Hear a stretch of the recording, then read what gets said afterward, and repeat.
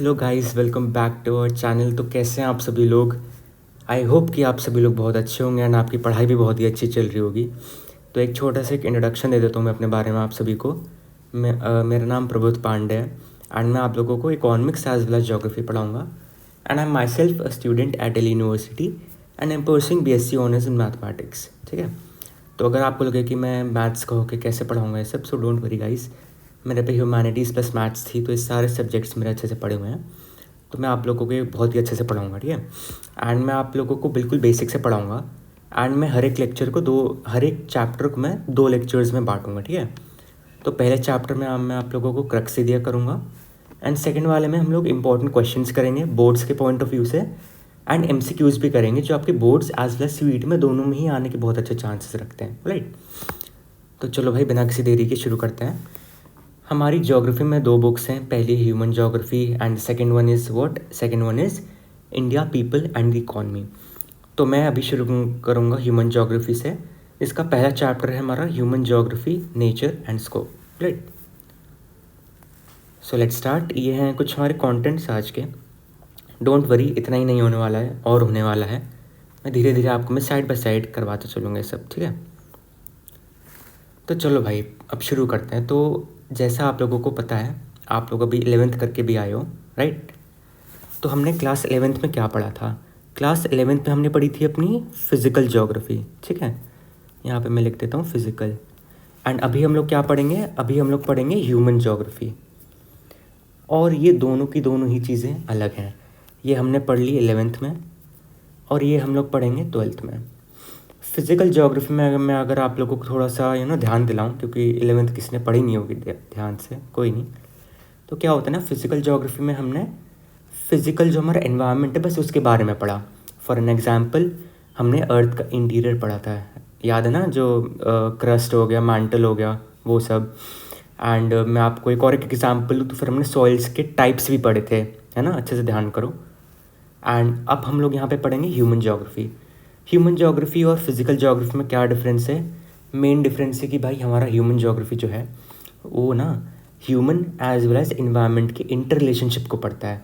Inter relationship मतलब कि दोनों एक दूसरे पे डिपेंडेंट है।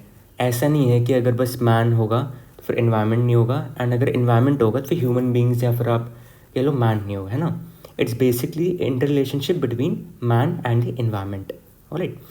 बट अगर मैं कहूँ कि ज्योग्राफी है क्या, तो ज्योग्राफी ना इन दोनों का मिक्सचर है, ठीक है। इन दोनों को अगर आप प्लस कर दो तो यही हमारी ज्योग्राफी है। फिज़िकल ज्योग्राफी इसलिए हमें 11th में पढ़ाया जाता है एंड ह्यूमन ज्योग्राफी हमें 12th में पढ़ाया जाता है, ठीक है। एंड मैं कुछ आपको इंपॉर्टेंट काफ़ी टर्म्स बता रहा हूँ, तो इसको अच्छे से ध्यान रखना। कि अब आप लोगों को मैं ये बताता हूँ कि भाई है क्या हमारा ज्योग्राफी, ठीक है। तो ज्योग्राफी हमारा एक इंडिपेंडेंट डिसिप्लिन है।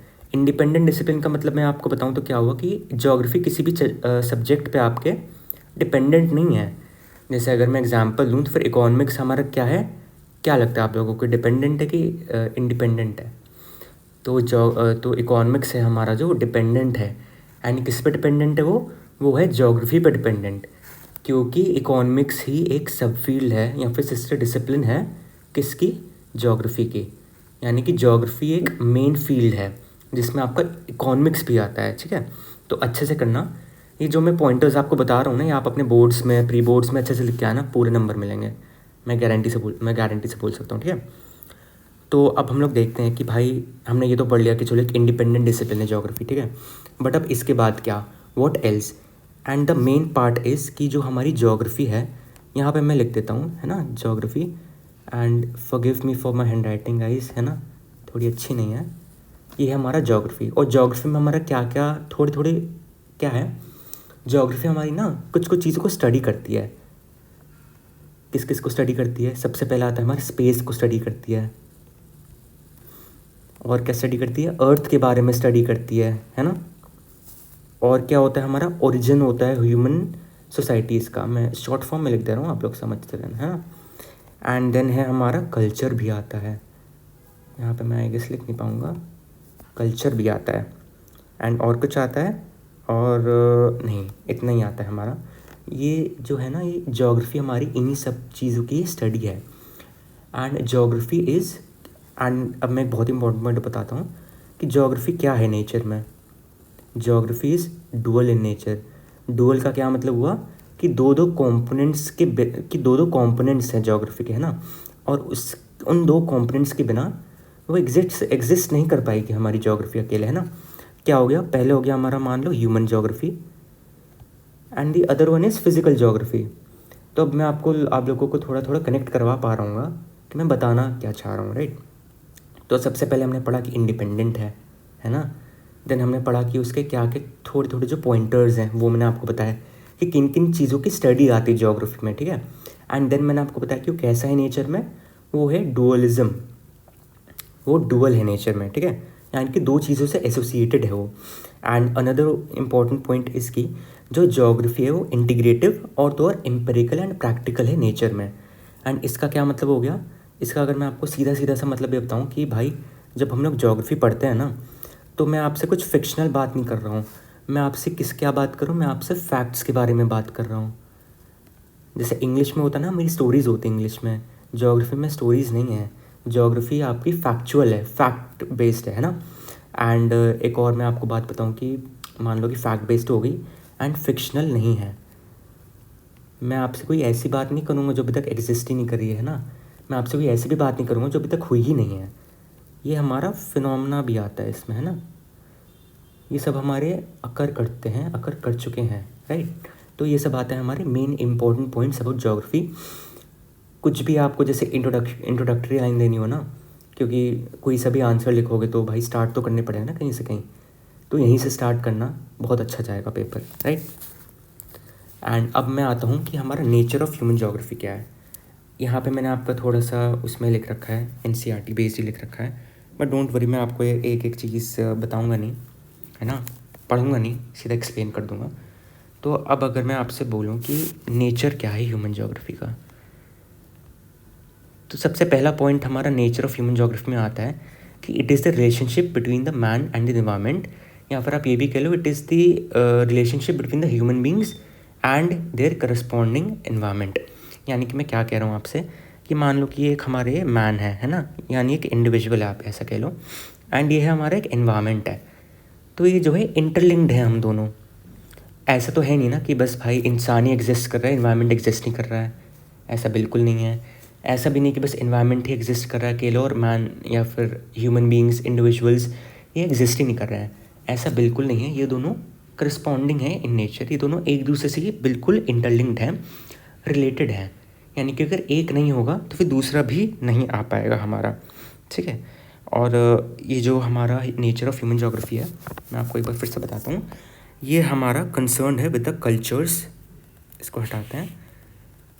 अब हम लोग पढ़ते हैं कि जो ह्यूमन ज्योग्राफी कंसर्न किन किन चीज़ों से है। पहली चीज़ आती है हमारी, क्या आती है, पहली चीज़ आती है हमारा कल्चर। सेकेंड ऑफ ऑल क्या आता है हमारा, सेकेंड आता है हमारा इकोनॉमीज़।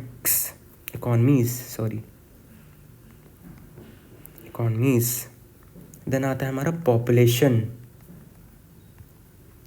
देन आता है हमारा रूरल सेटलमेंट्स, ठीक है, फिनोमेनास भी आता है एंड एक्सेट्रा। तो ये सारा हम लोग पढ़ते हैं नेचर ऑफ ह्यूमन ज्योग्राफी में। नेचर ऑफ ह्यूमन ज्योग्राफी कहीं ना कहीं इन्हीं सब चीज़ों से ही बनी है, ठीक है। और तो और मैं ये भी बताना चाहूँगा कि it has a greater focus on studying the human environment activities and the relationship with the natural environment. यानी कि जो मैंने आपको बताया वही सेम ही है और कुछ अलग नहीं है इसमें, ठीक है। तो बेसिक सा मतलब आपका ह्यूमन ज्योग्राफी का यही हो गया। एक और एक इम्पॉर्टेंट पॉइंट मैं आपको बताता हूँ, ये भी आप लिख सकते हो अपने पेपर में, है ना, जस्ट अ सेकेंड। हाँ, तो अब जो हमारा जो नेचर ऑफ ह्यूमन ज्योग्राफी है वो किस किस से डील करता है, interrelationship between the physical environment and the socio cultural environment. ये टर्म्स अच्छे से याद रखना, इनको लिख के आओगे तो फिर ना एक इमेज सी बन जाएगी आपकी, और एक नंबर तो फिर आपको पक्का से मिलेंगे, है ना। मैं भी ये करता था इसलिए मैं बता रहा हूँ। एंड इसको ना आप लोग म्यूचुअल इंटरेक्शन भी लिखना, ठीक है। मैं यहाँ पे लिख नहीं पाऊँगा बट स्टिल आप लोग लिखना अच्छे से। अब हम लोग आते हैं कि हमारा naturalisation of humans and humanisation of nature क्या है। अगर मैं आपको सिंपल वर्ड्स में बताऊँ कि एग्जैक्टली है तो है क्या, तो क्या हुआ ना, प्रिमिटिव सोसाइटीज़ पता है ना आप लोगों को? नहीं पता तो मैं बताता हूँ। मान लो कि हमारा एक इंडिविजुअल है और ये है हमारा प्रिमिटिव इन नेचर। प्रिमिटिव का सिंपल सा मतलब ये है कि भाई बहुत ही पुराने किस्म के जो इंसान होते थे ना, जो एंशियंट टाइम पीरियड आप कह लो, है ना, प्री हिस्टोरिक कह लो, ऐसा कुछ कह लो चलेगा। तो इन पे क्या था, इन पे ना टेक्नोलॉजी नहीं थी, एंड ना ही तो इन पे टेंडेंसी थी कुछ डेवलप कर पाने की, है ना। उन्होंने छोटे मोटे टूल्स डेवलप किए, जैसे कि भाई ताकि वो जानवरों का शिकार कर पाए एंड ऑल दैट, एंड खाल से जो स्किन होती है एनिमल्स की, उससे अपना क्लोथ्स बना पाएँ। बट उसके अलावा कुछ ऐसी बहुत ही अच्छी वो नहीं हुई इनकी डेवलपमेंट, है ना। एंड ये मान लो ये है हमारा इन्वायरमेंट। तो अब जो इन्वायरमेंट है वो ना इन पे हावी हो जाता है इन द सेंस इनको डोमिनेट करता है। एंड कैसे डोमिनेट करता है कि भाई अगर मान लो कि बहुत ही ज़्यादा भाई गर्मी है, तो फिर वो लोग क्या कर पाएंगे? वो लोग कुछ कर पाएंगे? जी नहीं कर पाएंगे, है ना। एंड मान लो कि बहुत ही ज़्यादा ठंड है एंड मान लो कि उनको नहाना है, तो फिर वो क्या कर पाएंगे? कुछ कर पाएंगे अपने लिए? कुछ ऐसी कोई चीज़ क्रिएट कर पाएंगे जिससे उनकी जो लॉन्ग टर्म प्रॉब्लम है वो सॉल्व हो पाए? नहीं कर पाएंगे। शॉर्ट टर्म में क्या होगा कि हाँ भाई चिंगारी जलाई, पानी गर्म किया, नहा लिया, but still it is a short term solution, not a long term solution, ठीक है। और अब मैं आप लोगों को अभी का टाइम बताता हूँ, है ना। यहाँ पे अब मैं लिखता हूँ मॉडर्न। ये हमारी मॉडर्न सोसाइटी, है ना। ये है हमारा इन्वायरमेंट। एंड अब आपको मैं अगर बोलूँ कि भाई बहुत ही ज़्यादा गर्मी है, तो फिर मैं क्या करूँ अब? आप बोलो कि भाई आप ऐसा करो, आप ना एसी खोल लो, है ना। एसी खोल लो, बहुत ही ज़्यादा गर्मी हो रही है। या फिर भाई मैं आपको बोलूँ कि बहुत ही ज़्यादा ठंड लग रही है मुझे, मैं क्या करूँ? आप कहोगे कि भैया अब आप हीटर खोल लो, है ना। सिंपल है ना यार, कुछ ऐसा तो है नहीं हार्ड एंड फास्ट रूल कि मैंने आपको कुछ बिल्कुल ही अलग ही बता दी, है ना। ऐसा तो कुछ है नहीं। एंड अब अगर मैं बात करूँ naturalisation of humans and humanisation of nature, तो वो यही कहता है कि जो हमारे ह्यूमन बींग्स हैं उन्होंने टेक्नोलॉजी के हिसाब से, थ्रू टेक्नोलॉजी की मदद से उन्होंने कुछ ऐसी ऐसी चीज़ें क्रिएट कर दी हैं ताकि वो अपना कंफर्ट जोन में रह पाएँ। एंड वो ऐसा भी नहीं कि एक्सप्लॉइट कर रहे हैं इन्वायरमेंट को, ऐसा भी नहीं, उन्होंने एक पॉसिबिलिटी क्रिएट कर दी है out of all the chaos. यानी कि भाई जैसे बहुत ही गर्मी हो रही है ना अभी भी, तो आप क्या करोगे? आप लोग एसी खोलोगे, टेक्नोलॉजी तो है ही है ना। हीटर क्या है? वो भी टेक्नोलॉजी है, किसी ना किसी ने तो डिस्कवर किया ही ना, किसी ना किसी ने तो, इंजीनियरिंग ही है बेसिकली, है ना। कि भाई इतने सारे टूल्स एंड टेक्निक्स वगैरह, है ना। तो आई होप कि आप लोग समझ पा रहे होगे। एंड अब आते हैं हम लोग नेचुरलाइजेशन ऑफ ह्यूमंस, कि भाई नेचुरलाइजेशन ऑफ ह्यूमंस क्या होता है। अब मैं आपको बहुत ही सिंपल टर्म्स में बताऊं तो यहाँ पे ना हम लोग भाई कुछ 3 बहुत ही इंपॉर्टेंट पॉइंट्स पढ़ेंगे। पहला हम लोग पढ़ेंगे डिटर्मिनिज्म,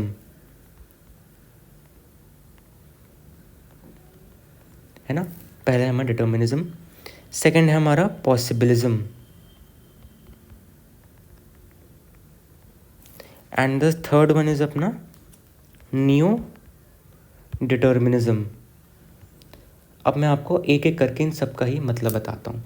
डिटर्मिनिज्म का क्या मतलब है? डिटर्मिनिज्म का सिंपल से मतलब है कि जो हमारा जो इन्वायरमेंट है, जो हमारा नेचर है, वो हमारे रहन सहन को, हम क्या खाएंगे, हम क्या पहनेंगे, हम कहाँ पे रहेंगे, है ना, ये सब उसको डिटर्मिन करता है। क्योंकि भाई क्या होता है ना, जैसे आप प्रिमिटिव सोसाइटी के पॉइंट ऑफ व्यू से सोचो कि आप लोग कुछ कर पाओगे अगर भाई बहुत गर्मी है? नहीं कर पाओगे। अब अगर आप लोग मान लो कि आप लोगों को बहुत ही जल्दी पहुंचना है कहीं, है ना, from place A to place B, primitive society वाले क्या कर पाएंगे? चल ही तो पाएंगे, क्या कुछ कर पाएंगे? या फिर मान लो ज़्यादा से ज़्यादा एक भाई किसी एनिमल के सहारे से चल लेंगे इतना, है ना। बट अब क्या है, अब हमारा पॉसिबिलिज्म है। पॉसिबिलिज्म का क्या मतलब है? पॉसिबिलिज्म का ये मतलब है कि भाई हमने एक पॉसिबिलिटी क्रिएट कर दिया out of all the chaos, जो हमारी नेचर की वजह से है ना। अब भाई फॉर एन एग्जांपल मैंने आपको, जैसे मैं बहुत ही सिंपल से बता रहा हूँ, हीटर हो गया, है ना। क्या है वो? हमने जो नेचर था हमारा वो हमें डोमिनेट कर रहा था, बट हमने टेक्नोलॉजी के थ्रू अपने आप को इतना अडेप्ट करवा लिया, इतना अपने आप को मॉडिफाई कर लिया कि अब हमें उससे फ़र्क नहीं पड़ रहा है। एंड ये अच्छी बात भी नहीं है, क्योंकि क्या होता है ना, अब भाई अब आपका जैसे क्लाइमेट चेंज हो रहा है, एंड एसी में आपका क्या होता है? एसी में होता है आपका क्लोरोफ्लोरोकार्बन, जो बहुत ही हार्मफुल है किसके लिए? ओजोन लेयर के लिए। ध्यान रखना, कभी कभी आता है, इम्पॉर्टेंट नहीं है बट स्टिल। दिमाग में रखोगे तो कोई हर्जा तो है नहीं, है ना। एंड अब हम लोग आते हैं न्यू डिटर्मिनिज्म पे। न्यू डिटर्मिनिज्म क्या है? देखो, न्यू डिटर्मिनिज्म एक काफ़ी इम्पॉर्टेंट पॉइंट है, मैं आपको बताता चलता हूँ तब तक। ये हमारा जो फ़िलॉसफी है या फिर आपके लिए जो टर्म है हमारा डिराइव किया था किसने? ग्रिफिथ टेलर ने। ये एक जोग्राफर थे, ठीक है, जिन्होंने ये बोला था कि भाई ऐसा नहीं है कि आप लोग पूरी तरह ही नेचर को डोमिनेट कर लो, क्योंकि भाई नेचर तो नेचर है ना, वो तो अपना फिर वरना दिखाएगी साइड इफ़ेक्ट्स।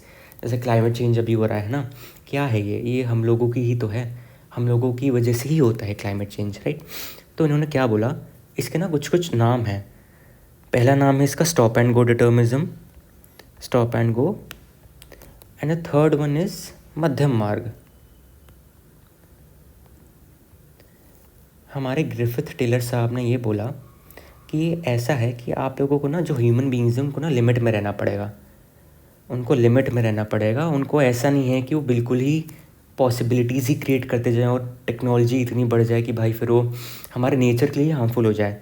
ऐसा बिल्कुल नहीं होना चाहिए, बल्कि एक मध्यम मार्ग होना चाहिए। इन दोनों के बीच का एक ऐसा एक पाथ होना चाहिए। किसके बीच का? Determinism as well as possibilism के बीच का, कि ना ही तो नेचर हमें पूरी तरह डोमिनेट करे और ना ही तो हम लोग पूरी तरह से नेचर को डोमिनेट करें, है ना। एक स्टॉप एंड गो होना चाहिए, एक मध्यम मार्ग होना चाहिए, राइट। तो बस यही था एक सिंपल सा इसका मतलब, यही हमारे ग्रिफिथ टेलर साहब ने बताया था, ठीक है, एक्सट्रीमली इम्पॉर्टेंट। एंड अब मैं आप लोगों को यहाँ पे बताता हूँ। देखो यहाँ पे है ना छोटे छोटे, ये देखो, पॉसिबिलिज्म, मध्यम मार्ग, पॉसिबिलिज्म, न्यू डिटर्मिनिज्म, पॉसिबिलिज्म, ये सब आपका एनसीईआरटी में ऐसे ही दे रखा है, बट उतना एक्सप्लेन नहीं किया, तो मैं आपको एक्सप्लेन करता चलूँ, ठीक है।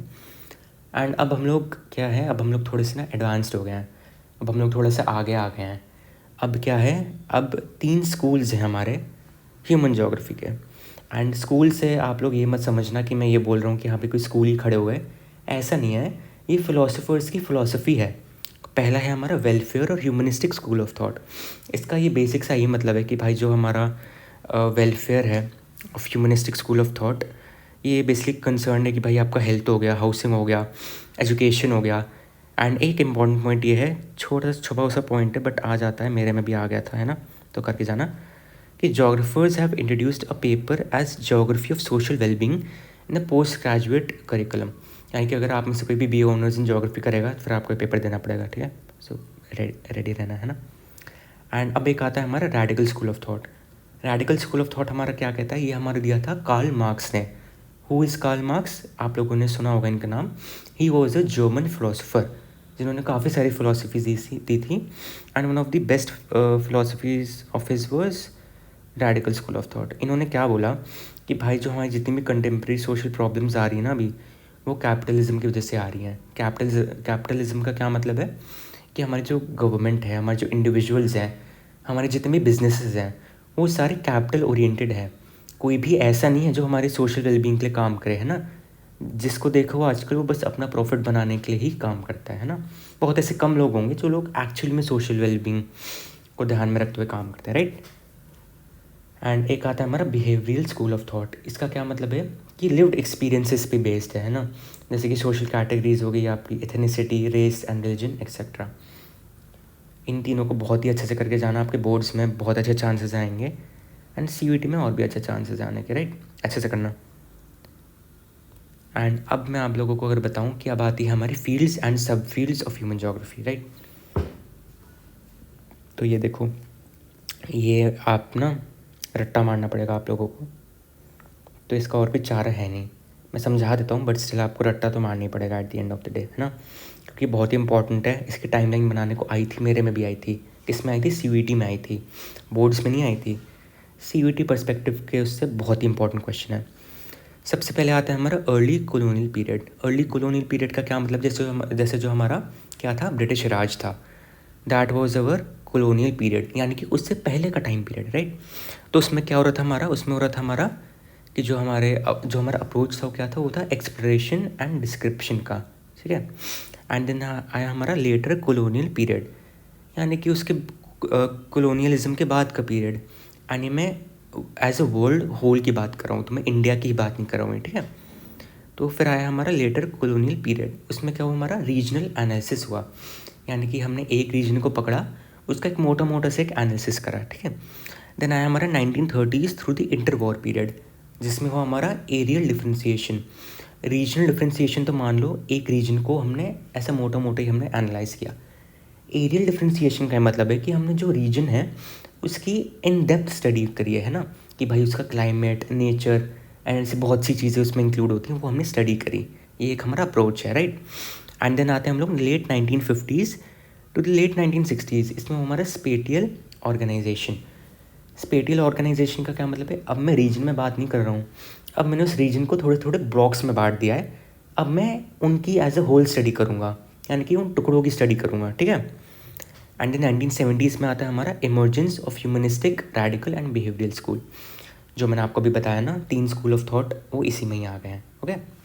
एंड अब हम लोग आते हैं 1990s में, जो है हमारा पोस्ट मॉडर्निज्म इन ज्योग्राफी, यानी कि अब हम लोग थोड़े से मॉडर्न हो चुके हैं, हमारी ज्योग्राफी थोड़ी सी मॉडर्न हो चुकी है, ठीक है।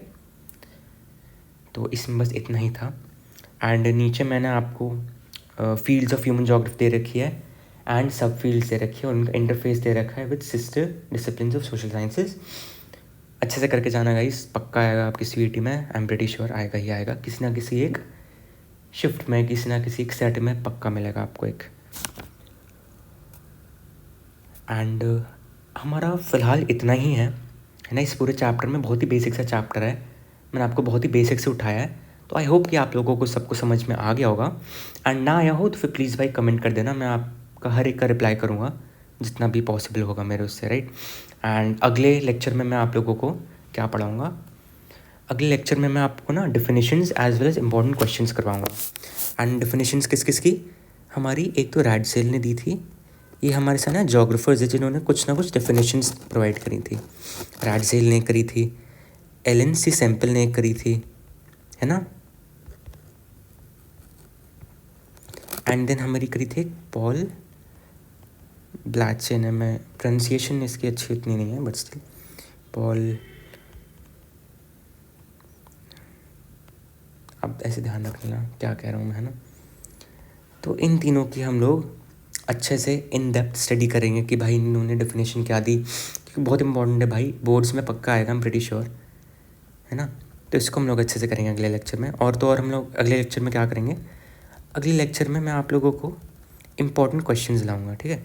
हम लोग बोर्ड के PYQs करेंगे, इस पर्टिकुलर चैप्टर के बोर्ड के PYQ करेंगे, और तो और मैं आपके लिए कुछ कुछ CVT के लिए MCQs लाऊंगा, ठीक है, जो आपके बोर्ड्स के लिए भी बहुत हेल्पफुल होंगे, ठीक है, क्योंकि 20 नंबर के तो आपके MCQs होने हैं ना भाई, तो अच्छे से करना पड़ेगा हमें, राइट। तो बस इतना ही आज के लिए guys, thank you very much for staying till the end and stay tuned, मैं अगले लेक्चर में इससे भी कुछ अच्छा लाऊंगा। So yes, bye.